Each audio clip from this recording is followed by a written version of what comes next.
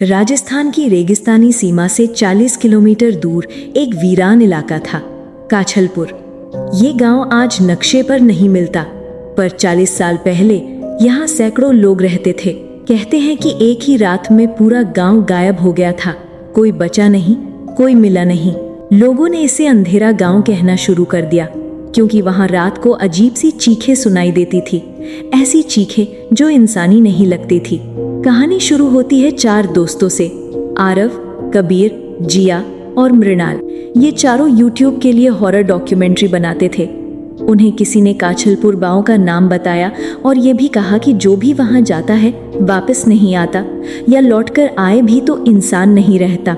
लेकिन खतरों की कहानी ही इन्हें वहां खींच लाई। उन्होंने कैमरा, टॉर्च, ड्रोन सब तैयार किया और रात में ही गांव में दाखिल होने का फैसला किया। रात 12:15 बज रहे थे। हवा में अजीब सी गंध थी, जैसे किसी ने सड़े हुए मांस और गीली मिट्टी को मिलाकर हवा में छोड़ दिया हो। गांव का प्रवेश द्वार टूटा हुआ था और उस पर लिखा था, यहाँ अंधेरा ही भगवान है, रोशनी मत लाना। चारों ने एक दूसरे को देखा। ये चेतावनी किसने लिखी होगी? जैसे जैसे वे गांव में घुसे, लगा कि किसी अदृश्य आंख ने उन्हें देखना शुरू कर दिया है। चारों के कदमों की आवाज के नीचे कोई और चाल का हल्का सा कंपन महसूस हो रहा था, जैसे कोई पीछे पीछे चल रहा हो। पहला झटका तब लगा जब ड्रोन का लाइव फीड अचानक ही गड़बड़ाने लगा। स्क्रीन पर कुछ अस्पष्ट काला सा दिखा, जो देखने में मानव नहीं था। उसके हाथ बहुत लंबे थे और सिर झुका हुआ। जैसे ही ड्रोन उस आकृति के पास गया, कैमरा पूरी तरह ब्लैक हो गया। आरव ने कहा, ये ड्रोन के सिग्नल की दिक्कत है, पर उसकी आवाज कांप रही थी। गांव के बीचों बीच एक पुराना कुआं था। कुएं से हल्की हल्की फुसफुसाहटें आ रही थी, जैसे कोई बहुत नीचे से बोल रहा हो, मत आओ, वापस जाओ। पर आवाज में डर नहीं था, आदेश था। जिया ने टॉर्च कुएं में झोंकाकर डाली।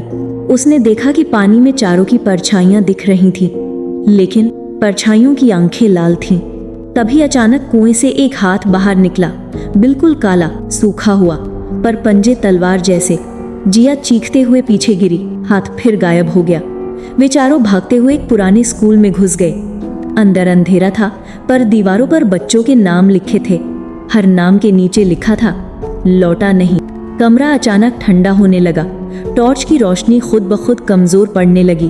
पैरों के पास छोटे छोटे कदमों की आवाजें आने लगी, जैसे बहुत सारे बच्चे दौड़ रहे हों, पर दिखाई कोई नहीं दे रहा था। कबीर ने कैमरा घुमाकर नाइट विजन ऑन किया और जो दिखा उसने सबकी सांसें रोक दी। करीब 20 बच्चों की परछाइयां दीवारों से बाहर आ रही थी। उनकी आंखें खाली थी, मुंह सिल दिए गए थे। एक एक करके वे चारों की तरफ बढ़ने लगे। आरव चिल्लाया, भागो। सभी स्कूल से बाहर दौड़े, पर बाहर एक बूढ़ी औरत खड़ी थी, चेहरा फटा हुआ, आंखें धसी हुई, बाल जमीन तक। उसने धीमी आवाज में कहा, नहीं बच पाओगे, तुम रोशनी लेकर आए हो और यहाँ रोशनी वर्जित है। अचानक ही उसकी पीठ से कई काले हाथ निकल आए, जैसे इंसान नहीं कोई राक्षसी छाया हो। चारों किसी तरह बचते बचाते दूसरी गली में भागे। गांव का हर घर जैसे जिंदा था। खिड़कियों से सांसों की आवाज आती, दरवाजे खुद हिलते, दीवारों से नाखून घसीटने की आवाज आती। गांव के बीच में एक विशाल हवेली थी, काछलपुर की पुरानी पंचायत हवेली। उन्होंने छिपने के लिए उसी में शरण ली। अंदर अजीब शांति थी, बहुत ज्यादा शांति, जैसे किसी ने अभी अभी सब आवाजें निगल ली हों। दीवारों पर पुरानी पंचायत का इतिहास लिखा था और आखिरी लाइन पढ़कर सबके चेहरे पीले पड़ गए। काछलपुर ने सूरज का तिरस्कार किया है, अब यहाँ सिर्फ अंधेरा जिएगा।